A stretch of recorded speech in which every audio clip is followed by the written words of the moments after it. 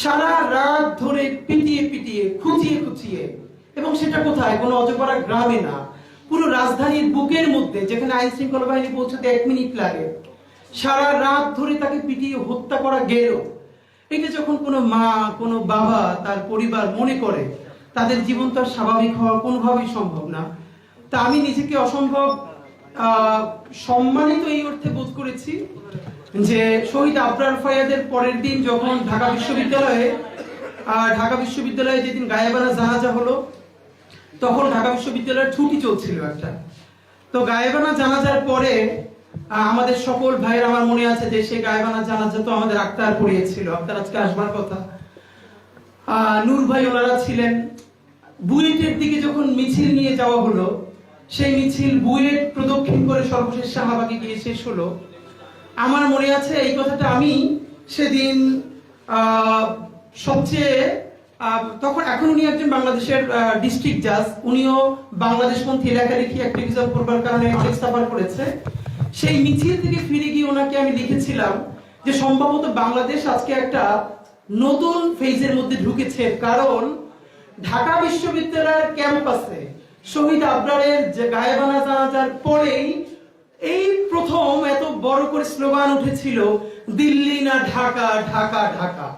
এবং আমি খুব অবাক হচ্ছিলাম যে এই ঢাকা বিশ্ববিদ্যালয়, যেখানে ছাত্রলীগের রামরাজত্ব থেকে অধিক যদি কিছু বলা থাকে, যেখানে আবরারকে পিটিয়ে শহীদ করে ফেলা হলো, সেই ক্যাম্পাসে আওয়ামী লীগের জামানায় চতুর্বৃষ্টিতে যখন হয়ে আছে চতুর্দিকে, ইন্ডিয়ান এম্বাসি থেকে শুরু করে সবাই যখন সজাগ, তখন ঢাকা বিশ্ববিদ্যালয় থেকে শুরু করে বুয়েটের ভাই বোনেরা সবাই মিলে যখন বলতে পারছে দিল্লি না ঢাকা, ঢাকা ঢাকা, তাহলে সম্ভবত এই ফেরাউসিনা রাজত্ব শত বছর ধরে টিকে থাকবে ইনশাআল্লাহ।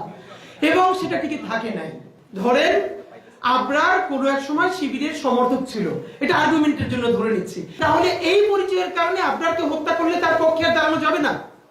তাহলে একই কথা আসবে যে ছাত্রদলের যদি কেউ মরে যায় তাহলে তার পক্ষে দাঁড়ানো যাবে না। অধিকার পরিষদের কেউ যদি, এর মানে হলো ইনসাফ। এই ধারণাটা আমাদের সমাজে এখন পর্যন্ত আমরা পরিষ্কার করতে পারি নাই। আমরা বারবার বলেছি আমাদের শত্রুর সাথেও আমরা ইনসাফ চাই। যে ছাত্রলীগ সরাসরি গণহত্যা করে নাই, গুম করে নাই, হত্যা করে নাই, ধর্ষণ করে নাই, তার বিরুদ্ধে মিথ্যা মামলা দেওয়া যাবে না, এটা আমরা হাজারবার বলেছি। আমরা ইনসাফ চাই, আমরা ইনসাফ, জুলুমের বিপরীতে আরেকটা জুলুম চাই না। সুতরাং এইখানে বরং আজকে যেটা ভালো হতো, এই ডাকসুর জন্য তো এটা অত্যন্ত সম্মানজনক যে তারা এই প্রোগ্রামটা আয়োজন করেছে। আমি বরং দেখতে চাই ছাত্রদল এর থেকেও বড় একটা প্রোগ্রাম আমাদের শহীদ আবরার ফায়াদকে নিয়ে করুন, আবরারকে নিয়ে করুন। এরপরে আমাদের এনসিপির ভাইয়েরা, বাংলাদেশপন্থী যতগুলো রাজনৈতিক দল আছে, রাজনৈতিক শক্তি আছে, তারা সবাই মিলে বড় বড় প্রোগ্রাম করুন। আমাদের আবরারের এই চেতনা, এইটা শুধু ঢাকা বিশ্ববিদ্যালয়ের বুয়েটের মধ্যে তো রাখলে চলবে না, এটাকে আমাদের বাংলাদেশের প্রত্যেকটা প্রাইমারি স্কুল পর্যন্ত পৌঁছে দিতে হবে। এবং আমাদের আবরার কি বলেছিল, ভারতীয় আধিপত্যবাদ।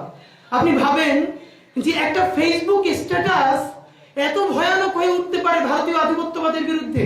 সে ইলিশ মাছের সুষম বন্টন নিয়ে কথা বলেছে, তারপরে কি হয়েছে।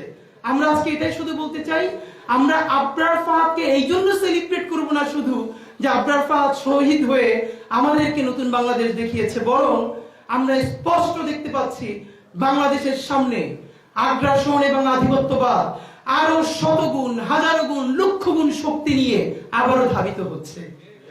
বাংলাদেশের যেই স্বাধীন সীমান্তে আবার নেমে আসে, আবার যদি আধিপত্যবাদ নেমে আসে, তাহলে আমাদেরকে প্রস্তুতি নিতে হবে আবারও কোটি কোটি আবরার, শুধু বুয়েট নয়, বাংলাদেশের প্রত্যেকটা শিক্ষা প্রতিষ্ঠানে নেমে আসতে হবে।